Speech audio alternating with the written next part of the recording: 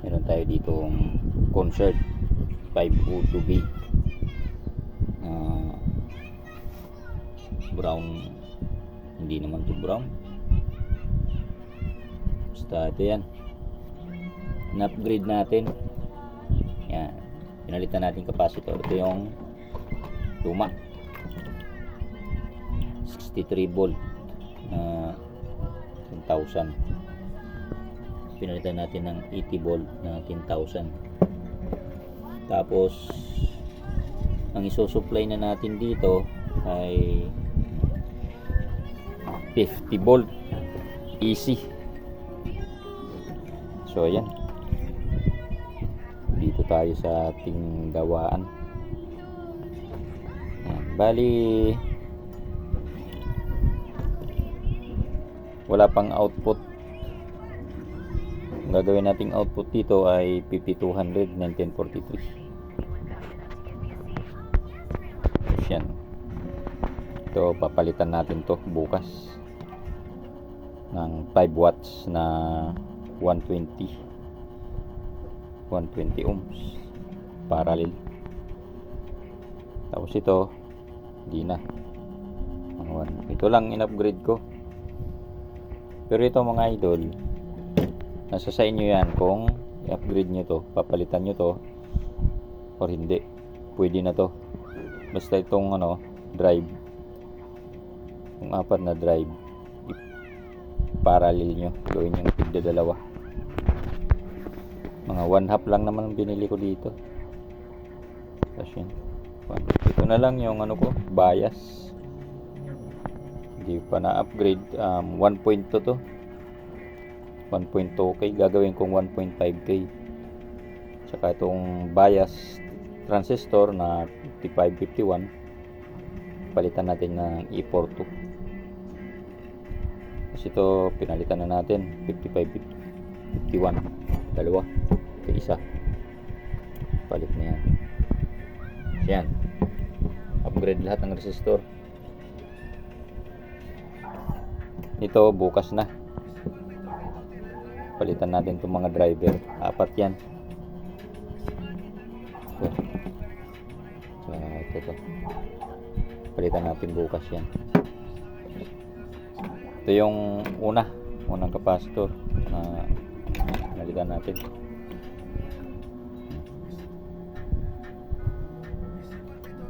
Bali ang gagawin natin capacitor nito ay 4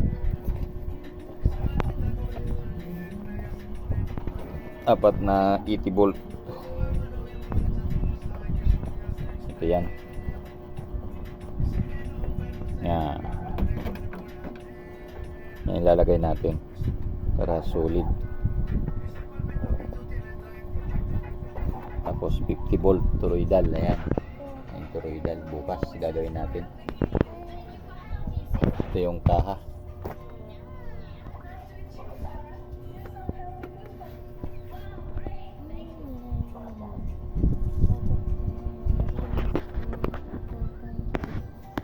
Yan yung kaha niya.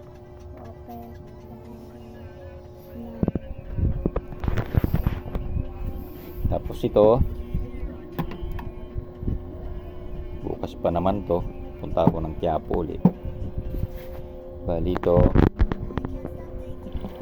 okay na to, wala nang papalitan dito sa na. Ito lang, bali dito lang tayo palit.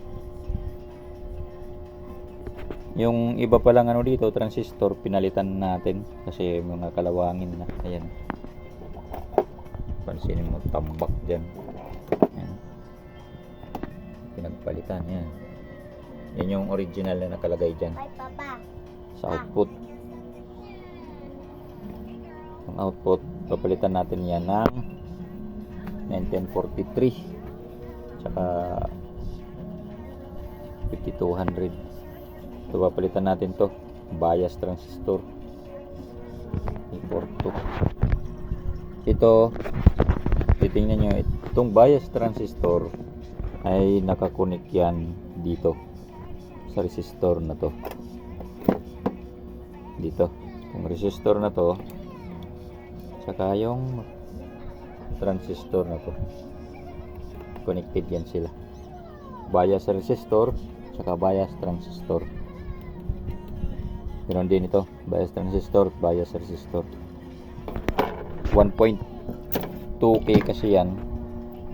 So ang output nito mas mataas pa sa 0.5 or 0.6. Kaya papalitan natin yan ng 1.5K para maging at least 1.3 or 1.4 volt lang ang output. So ito palit din. So okay mga idol, bukas naman antok na ako, bugbugan sa trabaho, tapos dito pinilit kong i-overtime to. Tsaka ito, nasa sa inyo kung itong stage na to papalitan nyo ng malalaking resistor o hindi. Okay lang naman yan kahit di napalitan. Huwag nyo nang palitan kasi dagdag gastos lang. Tapos ito pala, yung dalawang 4.7, 10K nilagay ko dyan, resistor.